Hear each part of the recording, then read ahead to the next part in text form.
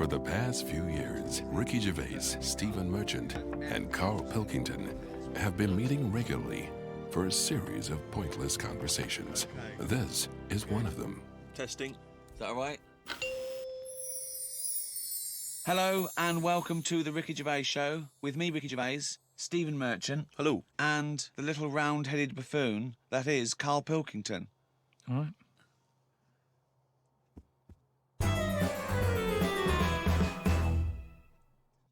Now, you probably know me from such works as The Office and Extras, Stephen being my co-writer and co-director on those things. For those people who are not so aware of Carl Pilkington, he was our producer, sort of given to us when we first started on XFM. And you're thinking, well, why are we doing a podcast? It's because I like to be in a room with Carl Pilkington. You know, like some people go and help sort of chimps. Do they? Yeah. Well, they go to the jungles and things. And help out little sort of endangered Diane species. Fossey or whatever. Exactly. You're very much the Diane Fossey of the Manchester scene. Of the little bald mank world. And Carl Pilkington is an ongoing experiment for me because I've seen him blossom from an idiot into an imbecile. And I want to see it through. Look at the way he's looking at us. Look at that. He's got a perfectly round head. And that's why I'm doing this podcast. Carl, what do you think about all this? It's just, I mean, we are living in that sort of era now, aren't we? That you need to be able to listen to stuff on demand when you want it and stuff. I know you're not a fan of the iPod in general, are you? Or any of the MP3 things? You're concerned? I'm warming to it, but This is what's amazing about Carl. Even though he's talking about things like MP3 players, computers, iPods, he sounds like he was found in a glacier and thawed out. Do you know what I mean? And sort of taught to speak. We're a couple of high school guys who found him, and we're trying to ingratiate him in the gang, trying to pass him off as someone from the modern day. No. But my thing with iPods is, now, do we need them? Do you know what I mean? We're living in that era now where we have invented most of the stuff that we need, and now we're just messing about. They said that in 1900. Someone actually said everything that's to be invented has already been invented. They said that in 1900. And how wrong were they? No, but what came out? At what point? What was invented in that year where they went, right, that's it now? The 20th century. Think what happened in the 20th century. Go on. Well, planes. Yeah, but is that a good thing? Planes and that. Do you need a plane, really? Wouldn't it have been better if we all stuck where we should be instead of travelling about? War. Well, look, war's happening, isn't it? Because everyone's saying, well, now we can fly, we'll go over there. So there were no wars prior to the invention of the aeroplane? Not like there is today. Right. But what I'm saying is, the world's got smaller, hasn't it? Everyone's saying that, right? Yeah. The way I was saying to you the other day, we now go to places where we shouldn't go. People go on holiday to places where you've got to have an injection before you go there. Yeah. Forget it then. That's a warning. Don't go there. I'm with you on that. I don't want to enter a country where I have to have an injection to stop me from dying while I'm in that country. Right, I totally agree with you on that. So what happened is, they invented the plane and it's like, oh, let's go on holiday. And then they go, oh, I die now. Oh, well, you've got to invent something. Let's invent an injection. And then it's like, right, well, what else do we need to go to that place? There's a lot of faffing. So what I'm saying is... Is that a place? A lot of faffing? What I'm saying is, Steve's travelled more than I have. You've been to, dangerous places. I've been to places where you need injections, yeah. Yeah, but why? Because it's fascinating, isn't it? Don't you not believe in that idea of travel broadens the mind? It makes you experience other ways of life, other ways of thinking. It just enriches you as a human being. That's the whole reason people go travelling. But since the invention of the telly, you don't have to go that far to see it. You're absolutely right. So there you go then. The telly was the 20th century, wasn't it? Yeah, it's pretty good. So where would you stop then? You'd stop making stuff now? Stop inventing stuff right now? If we're going to invent something, right, forget the traditional way of people having kids, right? The way they, have it away in that. What do you mean? What do you mean? No, the way that, we have kids and stuff. If it'd be good if what happened was to control it is if man and woman, right, they're born and that, they enjoy their life, they learn a lot, they live to be about 78, I think, by that point. So specific. Yeah, 78, No, yeah. but by 78, I reckon you've sort of got to that point where you go, do you know what, I've done everything I'm going to do. If you haven't bungee jumped by the time you're 78, you're not going to do it. You know what I mean? So it's kind of like... Your hips have come off. You've done it all now, Yeah. and then you die, right? So say if everyone had that, they lived to be 78, but then just as you die, you have a little baby inside you, and as you die, your life carries on. Sorry. How is are this you- happening? Sorry, are you mental? No, but don't you think... I mean, what? I've never heard such drivel. You're saying that, but if Newton said it, you'd go, interesting. That's what annoys me. The point is, Carl, he never would. He'd never say it. That's the point. But if you never say it, I don't understand what you're talking about there. What? How was it? How is there a little baby in a 78-year-old? No, what I'm saying is it's like an apple where the apple grows and it's got its little baby pips in it, and the apple goes and the seeds are planted and a new one's born. But that's what happens. But that is what reproduction is. Yeah, but I'm saying babies aren't being born left, right, and centre. It's controlled so that as someone dies, someone's born. But Carl, stop. Whose responsibility is Look, this? if you don't want to do it, we won't do it. But I'm is it just supposed to be nature? Has nature got to develop humans so that we act that way? We live that way, or is this a scientific experiment? He said to you then, he said, look, if you don't want to do it, we don't need to do it. Like, if you were up for it, we'll sort it out. We can do that. We'll have a wit round so we can do the It's- research. I just think at the end of the day we've got to do something. And is anyone keeping an eye on this and looking at what we can do next to control the population thing? It does my head in that I've got to live in London for work and what have you. And there's loads of people here. And, forget going out on a Saturday night, it's too busy. And you can't move and they keep... I mean, what annoys me about London So is... your solution is that 78-year-old women have little babies inside them, and as they slip away into death, the little babies... And how is that baby then Who looks raised? after Who the looks baby? after the baby? Because it's a pretty good system having a baby while you're young enough to look after that baby and make sure it lives to, reproductive age itself. I mean, that system's been working for years. Nature's sort of sorted it out. Natural selection and evolution sort of makes that a good model. But wait a minute, nature. Pop that on hold, because Carl Pilkington's got an idea. Yeah. That's what it was, just an idea. Yeah, well, it was nonsense.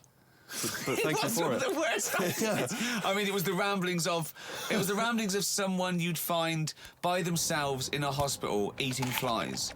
This is the sort of thing you find when, if they find maybe a pamphlet or a booklet written by a psychopath. Someone, just before they went on a rampage and then turned the gun on themselves, they go through their possessions and they find a book and it's got weird drawings, women with knives in their face, and this kind of In garbage. fact, I saw a similar sort of theory written out on a wall, but it was written in shit. Exactly. Yeah. No, all I'm saying is, I think it's when people die normally, everyone's fed up about it, aren't they, and a bit down. But if when you pass away, you go, oh, we're gonna miss Gladys or whatever. But then there's this new life brought in.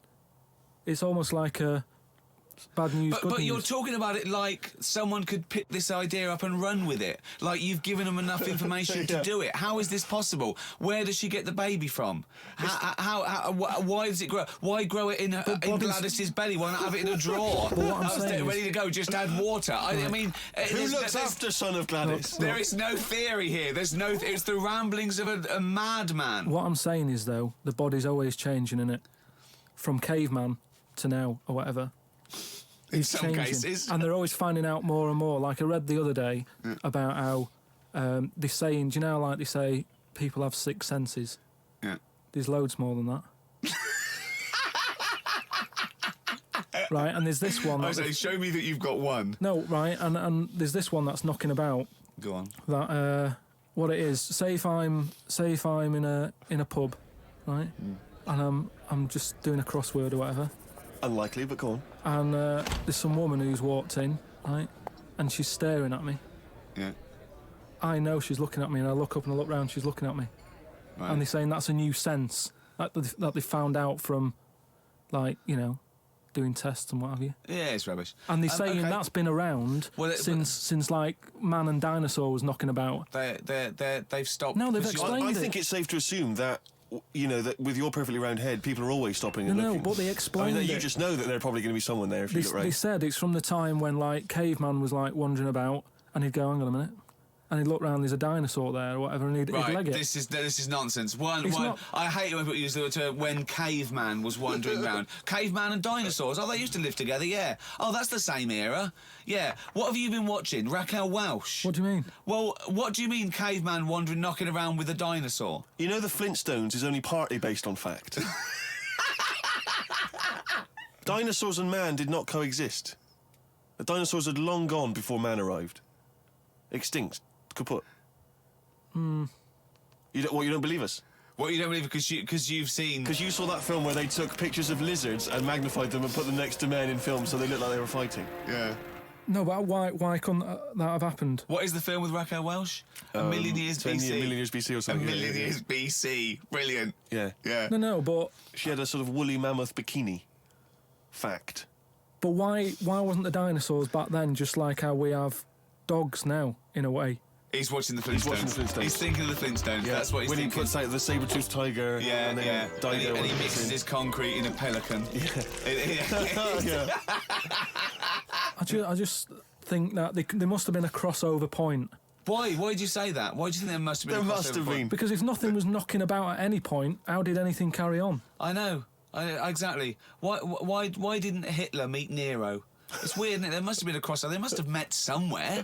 They must have met at a party somewhere. They mixed in similar circles. Yeah. They must have bumped into... I can't believe it. Yeah, forget it. Oh. Well, now time for one of our regular features. Monkey news. Do the jingle. Oh, chimpanzee that monkey news. What we're doing here is just giving you a bit of monkey news that's gone on, right? Where a monkey's been involved in it. Good little story in that. Yeah. Are you familiar with the one that went into space? The first sort of thing they ever sent up there before man did it and all that. You see, this is what annoys me with it really. Armstrong gets all the glory, but do you know who went up there before him? A monkey. Yeah. And what happened is they taught it what buttons to hit at the time it needed to hit them, and the way they did this was like give it bananas. It was like hit the red button, and it hit the red button, they'd give it a banana. Right. And they go, right, reverse is the green one, hit the green one. And then they do that and go, there's a banana. And then they go, right, hit reverse, and it go and get a banana. Right. Hit the red, so it was taking commands on like headphones. Right, but how are they Is giving that it the how you banana? learn to do radio? How are they giving it the banana? What do you mean? No, Well- this is before it went. You wouldn't just go and put a monkey in it and go, there you go, get on with it. They'd sort of put him in one of them capsules that you get, Yeah. and they were on headphones. I don't believe this happened. Well, I'm telling you the story now. So the monkey I don't sat... think they trained it to do anything. I think they sent it up there and he put electrodes coming out of it to see what It wasn't any of that. They did a thing like they do, like they can with animals. If you give something, like a treat, you can teach it how to do it. It's just like a dog, isn't it? It's called Pavlovian conditioning. However, that was to see if it would salivate or go over to a particular corner, not if it could control a spacecraft. Next one up. It's the next one up. As far as the monkey's not sat there going, oh, I'm a bit under pressure here, it's a rocket. All that's knowing is, I'm getting a banana if I hit that button. That's all the monkey's thinking about. They wouldn't put billions of whatever. space But dollars. how can they be sure that it's going to press the button at the right moment? Because he's got headphones on. It's not like willy-nilly. It's not just like pop it in there and Willy-nilly, see. who's that? But what's to stop it from just hitting it any old time? Because it's a monkey and it's not a human. Because he's trained now. But It's anyway, trained. so It's fully listen. trained. Yeah, go So on. what happened is, anyway, Oh, this is absolute rubbish. they pop the monkey in there. Yeah. He's got his headphones on. They're going, right, hit the green one. And I think there's something there that a little banana comes out to keep the same. No, you're making this up. I'm not. It's the same. There's no way that they made a Right, so spacecraft they can- that had a banana dispenser. Right, There's so- no way in this world that they made a spacecraft that could go into outer space, right? So what- so manned you're- so by a you're- monkey with a banana dispenser. So you're saying that it's easy to send something up to space, but you don't believe there's a little banana machine. Right, okay, So it comes to the launch day. Monkeys sat in there. Everyone's ready. Bananas are stocked up and all the rest of it. They go, right, hit the green button. Right, and the rocket goes off and what have you. No, they would not make the monkey launch the rocket. Carl, you are living in a cartoon world. So the rocket goes off, right? This is absolute bollocks. It's all going well. I don't know what you're going to... It's not going well. It's going There's well. no way a monkey launched a rocket. There is no way a monkey launched a rocket, So you idiot. it's all going on. So they're going, hit the left button, and it goes a The little bit left left. button! Right, so- Well-known spacecraft command. This is Houston, hit the left button. Oh, brilliant. This is what happened in Apollo 13. Hit the left button. So it You are- oh, it you goes are- left. Yeah, it goes left. So it goes left, and it's going well. Left! It goes left! Yeah. No, the moon. You're going right. It goes for the moon. Everything's going well. Right. They get up there. It does whatever it does. It reverse. It comes back. Right. So then. You are, honestly, you are brain dead. So it's you are land- one of the most stupid people. That I would rather have the monkey drive listen. me home than you. So the thing is, so it lands back. Yeah. It does a good job and everything. It gets out. And this It's is sick of bananas. This is where it turns a bit sad, because after it done that mission, right? Because it happened and it was all safe and everything. The next one would have been to send man. Right. So the monkey enjoyed it, and it was like, well, I want to do it again, right? But they were like, So how did they know that? How did they know he wanted to... just the way it looked and what have you. It was like, Fuck off! Just the way it looked! You are a maniac. so the thing is though, right? So after it had done that, it was on such a high, right? Yeah. It could never get that high again. Turned to drugs? There was nothing that it could do. Went on tour, did it? It sort of ended up killing itself. Because it could never get that buzz that it got. Right, that was absolute bollocks. None of that is true, except they sent a monkey into space. And I'll check that. Absolute drivel. So in your mind, it committed suicide. It went on a crazy bender, drinking drugs and women. And like then, it does happen. You and then hear it was about found it. in you a hear about motel it. room.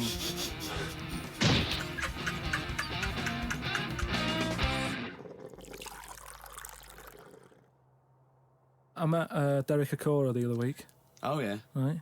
Now, Um, who's he? Which one's he? He's Is he a medium? He can contact the dead. Is that right? he just chats to him and that, Sure. passes messages on. Nice of him. So I said, "Oh, tell us something a bit weird and that." So he said, "What do you want to know?" I said, "Just something weird." So he goes, "All right then." He said, "Here's one for you, right?" And he said, "There's this pub out in the country, and he said there's this mug. Do you know those old mugs that they have, where they used to like leave their own cup knocking Like a about, didn't they? Oh, yeah. Tankard thing." Yeah. So there was one of them mugs in there, right? And everybody Tankard. Let's use tankard if we've All right, established a that's the word. tankard, yeah. Because you're the only mug in this story. Right, You believe so- in it all. High five. Great. So this tankard's knocking about, right? And everyone who's running the pub keeps going, "Oh, I wish they'd stop leaving this tankard about," right? And they pick it up. It must be a pain. Having a tiny, small tankard in a pub. That must be a real grind. So every time they sort of picked it up and went, "We'll have to wash that," and they popped it on a different sideboard. Next thing you know, that person who's touched it died, right? Sure. So, They must have been getting through bar staff. so they kept getting new staff and that. And they were like, "Oh, what's the connection here?" Right? What's the connection here? Oh, God. So they get a vicar in Of course they do. and they go, "Look, there's a lot of weird stuff going on here. This tankard, every time someone touches it, they die." So he said, "Leave it with me." He gets his special water out and what have you. He comes round, does a little prayer, sprinkles it. He goes, "Right, not a problem, don't worry about it." He picks it up, chucks it in the bin. Guess what? What? Dies in a crash on the way home. Because he picked it up. Well, but Carl, you're telling me this like it's fact, and I'm meant to go, "That's Derek amazing." Okora, he told me. Carl, I have no opinion of that story other than I'm pretty sure there was absolutely no connection between touching the tankard and him dying. That's all I'm sure It's of. not just him though, is it? I'm not going to even contest the chain of events. All I'm saying is there is no connection. There is no connection possible because I believe in logic and the laws of the universe. Yeah, but what I mean, you never pick up a vibe of like I've got a mate, right, who he's living in this big stately home, right, and he's living in there now. He pays £100 a month. There's about 80 rooms, Gee. and it's this big stately house and what have you. And I went down there. He said, "Oh, come down and have a look," right. And from outside, you go, "Oh, this is brilliant. It's like something out of, you know, like the Man of Born or something." You go, "This is impressive," but then when you get in, it's like it's a wreck, and we go in, and all the floors are like a wreck and rotten and stuff. And I looked at the wall, and there was like a little piece of paper stuck on the wall, right? And I said, what's this here? So I wandered over, right? Got right up close to it, and somebody had roted. Somebody had roted. Oh, Somebody had roted. Right, go on, so there's a little sign there, right? And I go up to it, and it says flies, right, with an arrow. Flies, like flies this way, Yep. right? I think that's a bit weird. So I follow the arrow, right, which goes to this corner where there's a shelf, about 3,000 dead flies on it, Oh my God. condom stuck on the top. That's weird, isn't it? That is weird. That is weird, right? So I'm looking at that, and there's loads of stuff on the floor and that, bits of paper. Picked up this bit of paper, right? And it had, like in biro and that, it looked really old, like it'd been there years. And it had something like, need nappies, dummy, right? Blankets, blah, blah, all this, like, all stuff for, like... And I turned it over, right? And it said, none of this now needed, baby dead. Right. Now that's weird, isn't it? Now that's what I'm talking about when you get a bad vibe. You go, that's who's been in here? It's bad vibe. It's just based on the fact that... Your mate's in charge. Yeah, that's terrifying. I mean, yeah, so it's like saying, are we scared of the dark? Yes, I understand why people are scared of the dark. I'm a little bit scared of the dark. You're walking along. Because you don't know what's in it. Yeah, you don't know what's in the darkness. That's why people get nervous. It doesn't mean you have to make the leap then that you've got some paranormal sense. Oh, my God, I'm Carl Pilkington, and hang on. Just like Derek Acora, I have sensed something strange and evil in this room. Wait a minute. There's some flies in a condom. I was right all along. That is weird. Flies in a Johnny equals badness. The flies in the condom was weird. It's weird. I don't know. But the note. Yeah. I just think of his face when he saw that, reading it by torchlight.